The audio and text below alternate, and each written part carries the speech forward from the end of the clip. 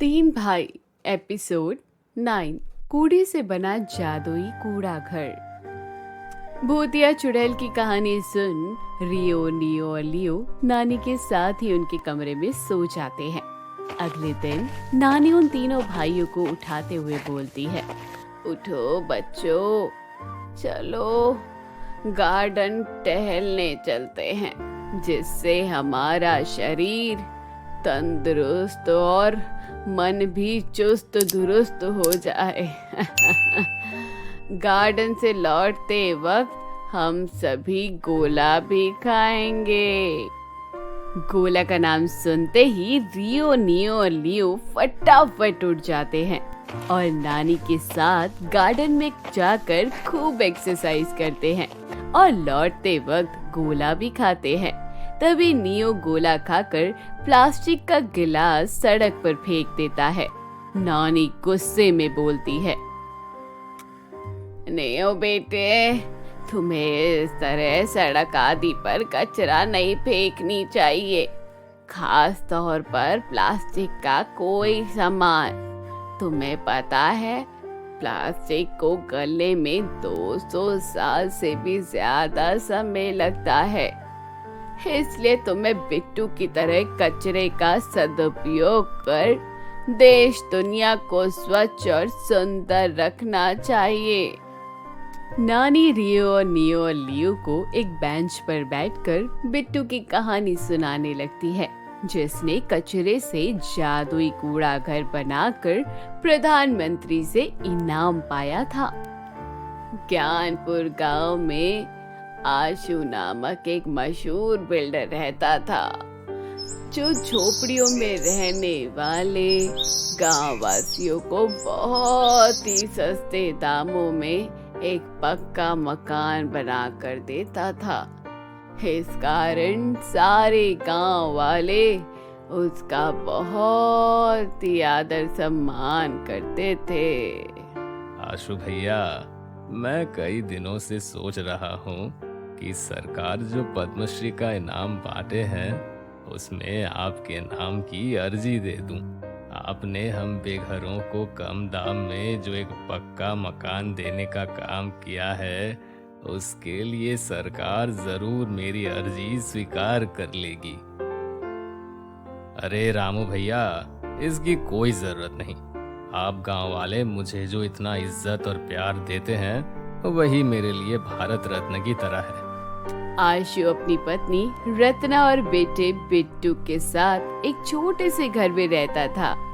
बिट्टू पढ़ने में बहुत होशियार था और दिन भर कुछ नया करने की कोशिश करता रहता।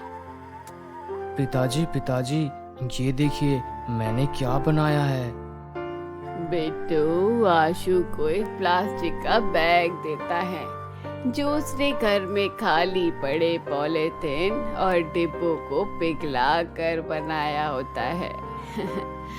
शाबाश मेरे शेर, तुम जरूर बड़े होकर एक महान वैज्ञानिक बनोगे और मेरा नाम रोशन करोगे। मुझे तुम पर पूरा विश्वास है। इधर आशु अपने बेटे की पढ़ाई और गांव वालों की भलाई के लिए दिन रात मेहनत करता। वही दूसरी ओर गांव का ही एक अन्य लालची बिल्डर रतन आशु को किसी भी तरह अपने रास्ते से हटाना चाहता था। तभी उसका नौकर लल्लू उसके पास एक फाइल लेकर आता है।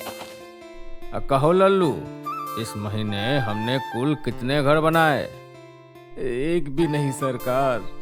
क्या? एक भी नहीं?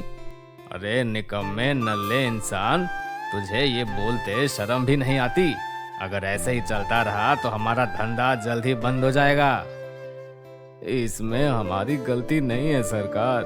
वो अशुआ सबको इतने सस्ते में घर बनाकर देता है कि हमें कोई पूछता ही नहीं। आशु आशु आशु, जिसे देखो वही आशु के गुण गाता जाता है। उस दुष्ट आशु को तो मैं छोड़ूंगा नहीं, बर्बाद कर दूंगा उसे। तभी रतन के दिमाग में आशु को बर्बाद करने का एक आइडिया आता है। और वे लल्लू के कान में फुसफुसाता है। समझ गए ना लल्लू, तुम्हें क्या करना है? यस बॉस, आप बेफिक्र रहिए, जल्दी आप वो आशु को सड़क पर पाएंगे। लल्लू अपने नए घर के गृह प्रवेश में आशु को बुलाता है और उसके मना करने के बावजूद जबरदस्ती उसे खूब शराब पिला देता है। आशु ने जीवन में पहली बार शराब पी थी जब लल्लू रोज रात को आशु के ऑफिस शराब लेकर पहुंच जाता है। अब देर रात तक आशु के साथ शराब पीता रहता है। सच कहूं लल्लू, अगर मेरे जीवन में तू मसीहा बनकर ना आता तो ये अमृतपान मैं कभी नहीं कर पाता रे। तेरा बहुत बहुत शुक्रिया दोस्त। आशु को शराब की भयंकर लत लग गई थी, इसलिए अब वह कोई भी काम नहीं करता और अपने बिल्डरी के काम से जो भी उसने पैसे जुटाए थे वह सब शराब में पी जाता है। अब आशु के पास खुद का घर भी नहीं था। वे अपने परिवार के साथ फुटपाथ पर रहने लगता है। उसके बिट्टू बेटे को भी स्कूल की फीस न चुकाए जाने के कारण स्कूल से निकाल दिया जाता है। एक दिन उसकी पत्नी रत्ना बोली, ये आपको क्या हो गया जी? पहले तो आप ऐसे नहीं थे। न जाने किस राक्षस ने आपको यह लत लगा दी है। आशु के पास अब बिल्कुल भी पैसे नहीं बचे थे, इसलिए वे छोटी मोटी पॉकेट मारी कर कर पैसे के अभाव में सस्ती शराब पीने लगा और कुछ ही दिनों में किडनी फेल हो जाने के कारण मर गया। आशु के जाने के बाद घर की सारी जिम्मेदारी अब बिट्टू के कंधों पर आ गई थी। आप हमें छोड़कर क्यों चले गए जी? अब मैं अबला नारी अपने बिट्टू का पालन पोषण कैसे करूंगी? आप चिंता मत कीजिए माँ, मैं आपको कभी किसी चीज की कमी नहीं महसूस होने दूंगा। ये मेरा वादा है आपसे। बिट्टू अपने और अपनी पत्नी के भरण पोषण के लिए नौकरी की तलाश में निकल पड़ा, लेकिन पढ़ा लिखा ना होने के कारण कोई भी उसे काम पर रखने को तैयार नहीं हुआ। दूसरी ओर लालची बिल्डर रतन की खुशी का ठिकाना नहीं था। वह लल्लू के साथ खुशी से झूमने लगता है। पैसा ओ पैसा, नहीं कोई ऐसा जैसा ये पैसा, खरीदे ये सबको, मुझे ना डर अब किसी का, क्योंकि मेरे पास है ये पैसा। वाह सरकार, पहली बार आपके चेहरे पर इतनी खुशी देखी है। ये खुशी में हमरा कमीशन भूल न जाना सरकार। याद है ना 50,000 देने का आपने वादा किया है हमसे। रतन अब सारे ज्ञानपुर गांव में इकलौता बिल्डर था।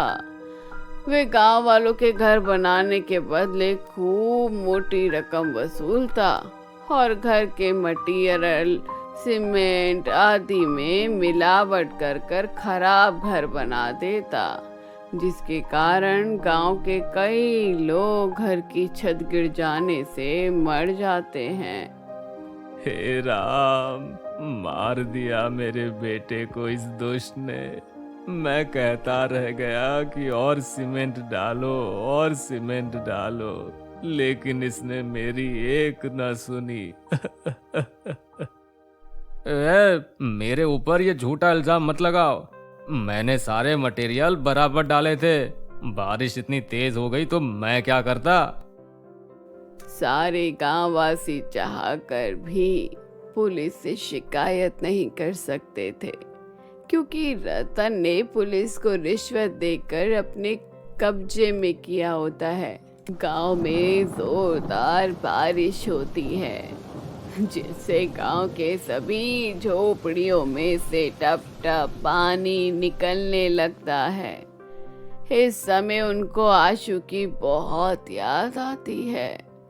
अगर आशु होता तो सबके पास एक पक्का घर होता और सीलन, बीमारी, मक्खियों से वे सब बचे रहते। अरे आशु भैया, काहे हमें इतनी जल्दी छोड़कर चले गए भैया। अब हमरे गांव को इस झुग्गी झोपड़ी से कौन मुक्ति दिलाएगा। आशु के बेटे बिट्टू के घास फूस की बड़ी झोपड़ी का भी यही हाल था। बिट्टू अब कहीं भी नौकरी न मिलने के कारण कूड़ा करकट बीन उसे एक रिसाइकलिंग कंपनी को बेच देता है और उससे जो भी पैसे मिलते उसी से अपना घर और अपनी माँ का जैसे तैसे गुजारा करता। एक दिन कूड़ा बीनते वक्त उसकी नजर एक अखबार पर पड़ गई जिसमें कूड़े से सड़क बनाने की खबर छिपी हुई थी। बिट्टू के अंदर का वैज्ञानिक अचानक से जाग उठा और उसे एक आइडिया आया। वह खुशी से उछल पड़ा। वाह, क्या बात है मेरी आंखें, पहली बार तेरी नजर सही जगह पड़ी है। जब इस कूड़े से सड़क बन सकता है तो घर क्यों नहीं। अब से मैं दिन रात मेहनत करूंगा और अपने गांव को झुग्गी झोपड़ियों से मुक्त कर अपने पिता का अधूरा सपना पूरा करूंगा। ये मेरा खुद से वादा है। बिट्टू मोटी मोटी किताबें लेकर उसी दिन से दिन रात पढ़ने लगा और हजारों प्रयोगों के बाद आखिरकार वे कूड़े से घर बनाने में सफल हो गया। सारे गांव में हड़कंप मच गया। देश विदेश में बिट्टू के कूड़े से बने जादुई कूड़ा घर की चर्चा होने लगी। एक बार भारत के प्रधानमंत्री ने बिट्टू को अपने ऑफिस बुलाया और बिट्टू से कुछ मांगने को कहा। मुझे एक ईमानदार पुलिस ऑफिसर चाहिए प्रधानमंत्री जी, जो मेरे गांव को रतन सिंह जैसे दुष्ट बिल्डरों से आजाद कर सके। सरकार ने बिट्टू की बात मान ली और रवि का नाम के एक ईमानदार पुलिस ऑफिसर की ज्ञानपुर गांव में पोस्टिंग कर दी। लल्लू से सब सच उगलवा कर वह पुलिस ऑफिसर रतन को पकड़कर जेल में डाल देता है। दूसरी ओर बिट्टू अपने पिता आशु की तरह ही गांव का एक विख्यात जादुई कूड़ा घर बनाने वाला बिल्डर बन गया था और उसने सारे गांव को झुग्गी झोपड़ियों से मुक्त कर दिया था। सारे गांव वाले बिट्टू द्वारा बनाए गए घर को जादुई कूड़े से बना कूड़ा घर कहते थे, क्योंकि जो चीज हमारे सोच के दायरे से बाहर की होती है वे हमारे लिए जादुई या चमत्कारी होती है। तो दोस्तों, कैसी लगी आपको ये कहानी? कमेंट बॉक्स में जरूर बताइए और हमारे इस प्यारे से चैनल को सब्सक्राइब कीजिए।